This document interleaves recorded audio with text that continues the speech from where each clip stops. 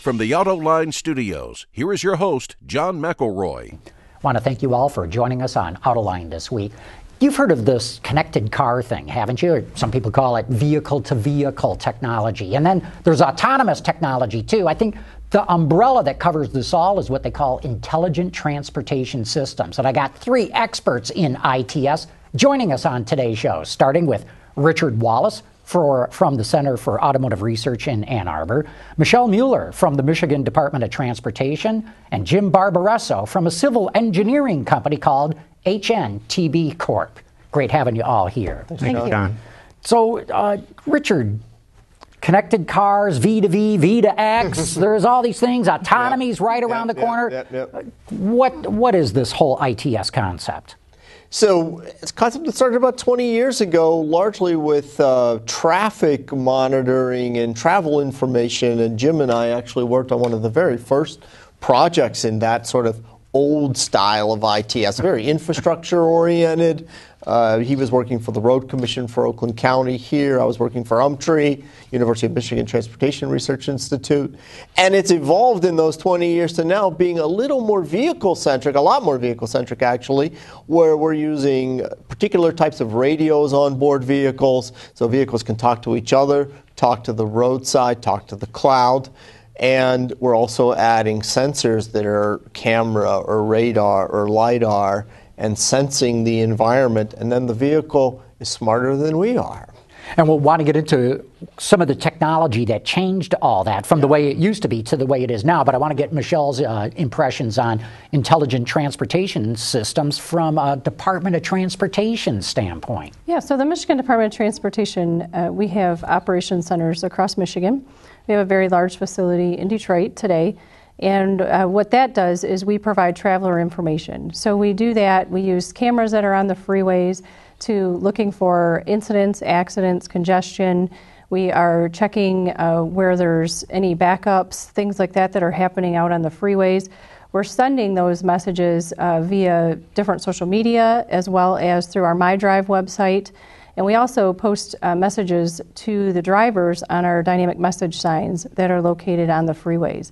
So the idea is that that will provide, those tools give us resources to provide travelers information to get them to their destinations faster, to get them home at night faster, and allow the technology to assist in those types of things. Now, as you say, the state of Michigan is doing this, but I got to believe all 50 states are doing something similar to this. Yeah, there's a lot of operations centers across the United States, as well as even in Michigan.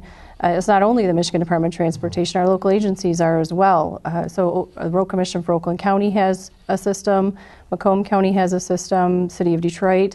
There's different agencies that have different systems, and there's a lot of interaction that happens between those agencies. So if we get an incident on our freeway, we're also communicating with other organizations and agencies, as well as emergency responders in assistance to that incident or to whatever the situation is at the time. Jim, you're with a civil engineering company. What the heck is your involvement in all this about? Well, from the get-go, when we're first talking about intelligent transportation systems, we were talking about the integration of vehicles with the infrastructure.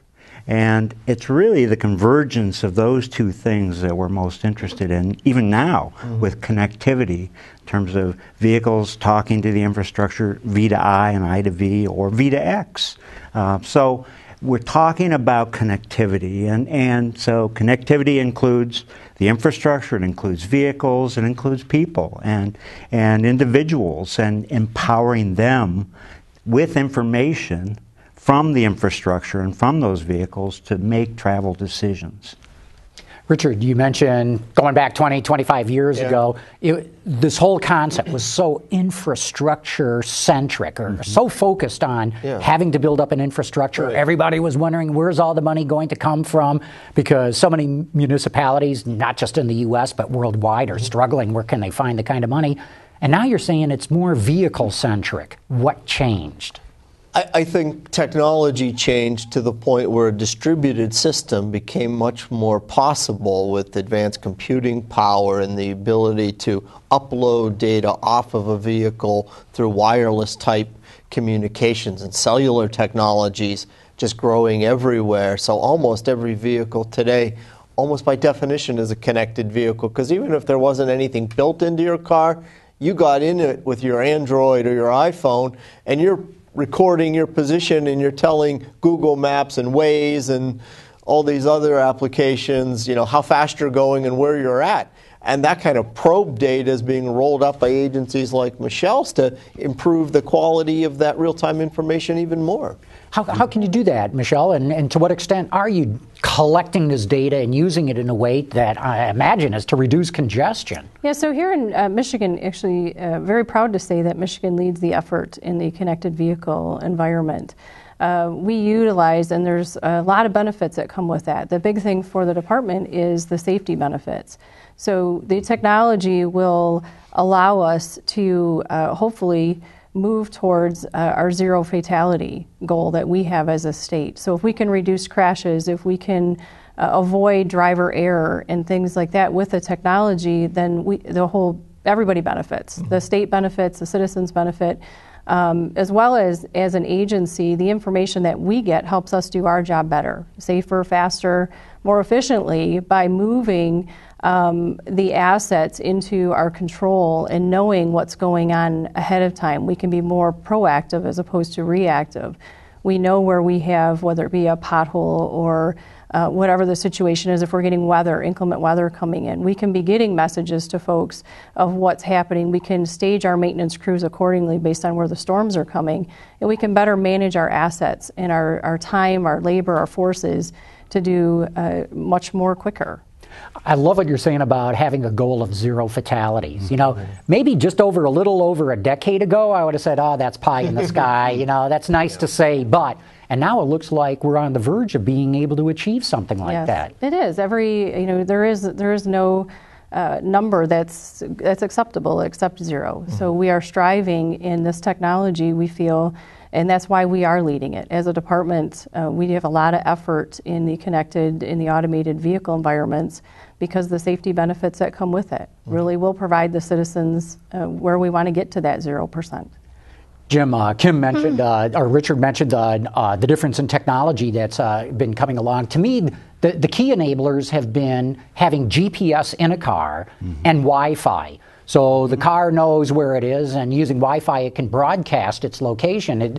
Or am I missing something? Has something else really changed the technology of it? No, I think that, plus the computer processing within the vehicle itself, the ability to integrate with the various sensor systems in the vehicle so that the vehicle actually has all of these new capabilities also that allow it to be much smarter than it was previously and much safer than it was previously too. So it's not just the GPS and the Wi-Fi communications, but those sensor systems in the cars that really make it you might say a new paradigm for vehicle safety. And what we're talking about here is across the line. I mean, this is not just for exotic, expensive luxury cars. We're talking about putting this technology in just about everything. That's correct. Yeah, and from the lower end vehicles all the way up to the higher end vehicles in the near future. And what really is sent a signal, I think, to both the car industry and to infrastructure providers like the Michigan DOT was on February 3rd when the U.S. DOT came out with an agency announcement that they were moving forward with the regulatory process for vehicle connectivity for safety. Yep. And this really has been a year where we're turning that corner now, I would think, toward this whole connectivity revolution, so to speak, in the vehicle and in the infrastructure. In fact, sorry, go ahead, Michele. Yeah, no, I do think some other key factors are we're not just in the technology, we're not just talking vehicles, we're also talking pedestrians, we're talking even to transit and bicycles. So it's different modes of transportation that people use, and this technology will help them. So how do we present, when we talk zero fatalities, that's not just in a vehicle, that is in the people who are walking along the road, crossing the roads, bicycles who are using the Okay, bike I'm a lanes. bicyclist. So how does that work? I'm riding my bicycle. How does the system work when I'm on my bike? the system works such that the bike would have, or the person on the bike would be equipped with technology that the car would sense where that bicyclist is. So it just might be my cell phone. It might be your phone. Could be embedded in your cell phone. It could be just a device that you don't even, doesn't impact you or how your phone works or anything. So if I'm coming out between two trucks that are parked, somebody will know I'm coming if I've got the sensor on me. It was saying I'm here. Yep, the car would get that information and know that you were coming. So it's what's now a blind spot, or if a pedestrian's walking between vehicles, whatever the case is, they would get that information. Richard, Jim mentioned that this seems to be a year where it's all really taking off, and of course later, in just a little while, we're going to have this big convention called Intelligent Transportation Systems America. Tell us a little bit about it, because I know you're heavily involved in that. Yeah, well, ITS America is a national organization that's sort of a trade association, if you will, for this industry, this ITS industry. And they put on an annual conference, but every third year there's something called the ITS World Congress, and it moves across the continents. It'll be in North America and Europe and Asia, and it so happens that this year it's going to be in Detroit, and Jim is going to be the chair of that event. So I'd let him elaborate further. Yeah. And what a concept, bringing a transportation conference to the Motor City itself. Yeah, so it's never been done before, right? That's true. It's the first time ever that the World Congress is coming to Detroit. We're very happy and proud to be hosting this conference.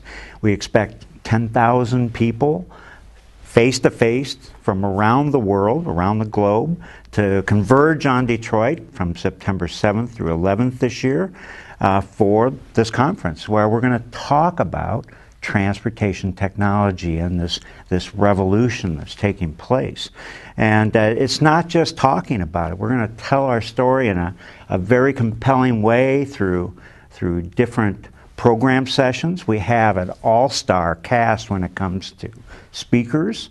Mary Barra will kick us off at the opening ceremony. We'll have Bill Ford. We'll have keynote speakers from the telecommunications industry, from the IT industry, and from the auto industry. So it'll be, and from infrastructure, of course. Yes. How could I forget? Anyway, and then beyond that, we have Cobo Center in downtown Detroit, where we'll have 300,000 square feet of exhibits. But within those exhibits, we'll have a number of different themed pavilions that are really quite exciting, featuring some of our youth and some youth challenges that will be taking place right on the show floor, investor matching and Shark Tank type activities. That'll be a lot of fun, where startups will get an opportunity to, you might say, give their pitch, a 1-minute pitch to some of the VIPs that'll be roaming around on the show floor. And then one of the highlights will be our technology showcase, and Michele is actually the chair of the subcommittee that's running those activities, and that really is going to be exciting, because that's where we're going to be showcasing some of these automated vehicles and some of the connected vehicle applications. Oh, okay, Michele, now you're on. Yeah. Tell us about what kind of technologies are you going to have here? So the technologies that we'll be showing within that are the connected vehicle technologies, the automated technologies. So what the OEMs, suppliers, and from big to small of companies come out and bring the technology that they've been developing and working on, and they actually demonstrate the use of it live. So attendees will be able to ride in the vehicles. In some cases they can drive, depending on what the demonstration is. And you'll actually be able to see it in action. So crash avoidance, lane merging, things like that, changing of lanes, and where the cars are actually sensing the other vehicles that are around and making the necessary adjustments to avoid crash situations. We have as you said, you're a bicycle rider. We have a bicycle demonstration that shows off the technology of what that does, as well as pedestrian ones as well. So it's a very exciting, like Jim said, we've got a whole youth connection aspect, which is new for the conference here in Detroit. We've developed that. It's a large initiative where kids K through 12, as well as college kids, will be actually building connected vehicles and automated vehicles live on the show floor and doing different challenges. We have a large effort going to connect up the college kids with some companies for job opportunities, and have prizes for these competitions, be internships and things like that, that we're working with companies to provide to really grow this environment and this. So this could be an emerging whole new business, a whole new business model. From what you're saying here, there could be a lot of opportunity for generating wealth and creating jobs. Well, we really want to leverage the economic development opportunity. I mean, it's one thing to bring a big event, sort of a once-in-a-lifetime chance that it'll be in Detroit, and that's great. We have hotel rooms and registrations and restaurants, and it's like the Super Bowl a few years back. It's great to have that sort of activity, but we really challenged ourselves as how do we have some legs from that event that is going to create economic development in Michigan? How are we going to get some of those upstart firms, startup firms that are advancing the next generation of the technology? Show them that Michigan is the place to do that. Line them up with investors through the Shark Tank and other entrepreneurial type connections. What about the next generation? The old guys like us go away. Who's coming up behind us and wants to work in the transportation or the automotive sector, making them see the opportunities and the challenges and, frankly, the advanced high tech that is almost unmatched. I'll say unmatched, just straight out, unmatched in any other industry, and exciting them into this field moving forward. All right. Yeah, one of our key goals going into it was sustainability. Sustainability for Michigan, sustainability for Detroit, and all the surrounding communities. So as a department, we have a lot of testing environments here already. We do this today. We have companies that are in Michigan and testing the technology. A lot of them are based here. There's a large amount that have throughout Michigan, the OEM suppliers and stuff that are based here. So the idea is sustainability, keep the technology here, keep the development here in Michigan, grow the jobs, and let people know this is the place to be. Michigan is the place to come and do connected vehicle development, testing, as well as automated vehicles. So we are here, we've got the infrastructure and the technology right here. So we welcome from big, medium to small. And again, sustainability of the conference is key for Michigan hereafter. So. Yeah, I think the race is on to see where this technology is going to be developed. Could be Michigan, could be California, the Silicon Valley area, could be Germany. Boy, they're doing a lot of work there. Sure. China's very interested in this too. So, I mean, it's really exciting. Japan, don't forget Japan. Exactly right. Jim, you're the co-chair of this event. I am the chair. Yep. Oh, the chair, excuse me. Okay, so you're setting it all up, but I'll bet you there's going to be things there that you're not even exactly sure what's going to be there. What specifically would you like to keep an eye out for that you would like to see developed? Yeah, and I think the next generation, where are we going? I mean, and everybody's focused right now on connectivity and automation, but again, what happens when you begin to empower the traveler by giving them information? And I see that as the next step. What do you mean empower them? Well, empower in the way of giving them the decision making rather than having, say, a centralized system. Like MDOT currently has a traffic management system where they provide information to travelers on dynamic message signs along freeways and things like that.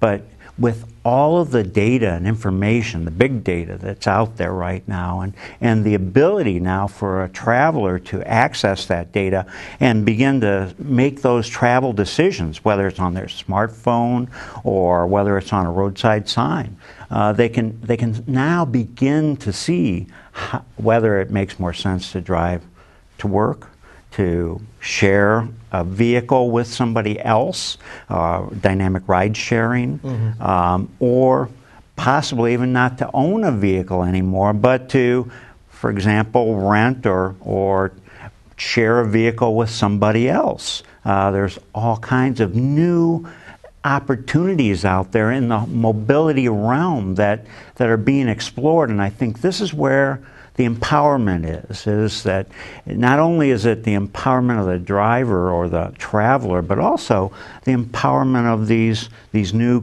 companies and startups where they're coming up with these fantastic new ideas about parking and mobility and dynamic ride sharing or transit applications, electronic payment systems, all interoperable and all mobile.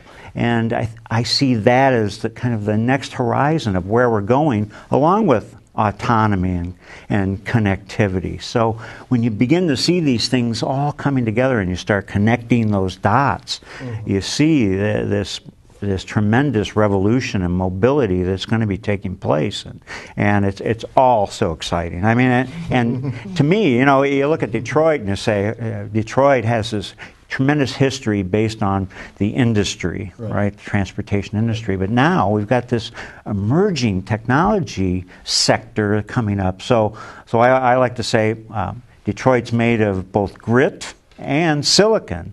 And now we're creating the next generation of transportation systems here. So, John, there's something like 300 million lines of code in a modern, brand new vehicle, and if that's not a software industry there, but certainly more than a fighter jet, they tell me that there's more lines of code. I've been told that, but I've never built a fighter jet. The challenge you raised is sort of the intro to that question about, is it Germany, California, Japan, China? In some ways, it's really all of the above, because we're all globalized now and industries are interconnected. And, there's some expertise in some of those Silicon Valley industries that we're going to borrow from and we're going to interact with, and we're going to, create the optimal product and service. And what are those mobility as a service options going to look like in the future? You think of 10 years from now, I don't know what a smartphone will look like then. It's going to be, inside in your glasses or something. And you're going to say, I'm here and I need to get there. Right. And it's going to compute something and say, John, what you need to do is walk down there, and some guy's going to drive by, and he's going to be in a blue sedan, and he's going to drive you halfway there, and then you're going to get on a train for the last half, and that's the optimal, fastest, lowest cost, whatever optimization you asked for, and that's mobility as a service. What is the best way right now for me to do this trip, including possibly don't do it? You can walk one block, go into a video conferencing center, and you can talk to Jim without having to drive. No. The video conference is going to be in your glasses. Or that's going to be in your glasses, too. Come on, get with the program. So, it's Michele, another option. You're going to be walking through ITS America as well. As an MDOT representative, what are you going to keep your eyes open for, and what do you think counterparts from other states in your position might be looking for as well? Yeah, I think the main things we're looking for as an agency is to really look at pairing the technology with ways that we can do our jobs better. We can serve our taxpayers and citizens better, do things more efficiently. Look at how we can really work towards that zero fatality, and what are things and tools that we don't know of or aren't aware of, or are still in development phases, and start planning towards those. So we can start looking ahead to infrastructure, looking ahead to our 5-year plan, and looking to say how do we pair up these things that are coming or here, forthcoming, whatever the case be, and how do we do that better? How do we manage our assets? How do we schedule our people? What do we do for a road coverage, storms or potholes, whatever the case be, and really look at that. And you're with the Michigan Department of Transportation, but isn't there a need to look at this on a regional basis? I mean, the world doesn't end at the state borders, and wouldn't it be smarter to, and we're right across the border from Canada, wouldn't it be smart to incorporate the Canadian system into what we're working on? Yeah, and we do. Actually, as a department, we do a lot of work. Part of my job, actually, is I do quite a bit of work with Canada. We look at border things. We look at how do we move people across the borders. How do we move freight? Freight is huge in Michigan. We move tons and tons of freight. There's a I-94 coalition, basically, that covers I-94. That's not just in Michigan. There's a lot of work that task force does to look at how do we pair that up? How do we not look at the state boundaries look at those assets as a whole instead of state by state. Yep. Jim, real quick, we're sort of getting down to the end here, but you're with a civil engineering company. We're talking about a lot of infrastructure. Where's the money going to come from? Well, that's a great question, and frankly, I don't know. You know, but one thing that is certain is that it's going to require a public-private partnership, and the public sector can't do it alone. There just isn't enough public money out there to support, you know, just maintaining what we currently have in terms of infrastructure, plus doing all of these new things. So we're going to have to look for innovative ways, creative funding, to implement these solutions in the future, and we're going to rely on the private sector to help out with a lot of that. Two key words you said, innovative and creative, and I totally agree with you. So, real fast, ITS America, September what were the September dates? 7th through the 11th, the World Congress on Intelligent Transportation Systems. Our theme is Reinventing Transportation and Our Connected World. So, great story to tell. Got to be there. Real good. I want to thank all three of you for having come on and talked about this today. Richard Wallace from the Center for Automotive Research, Michele Mueller from MDOT, and Jim Barbaresso from HNTB. Thank you very much. Thank you. Want to thank all of you for having tuned in.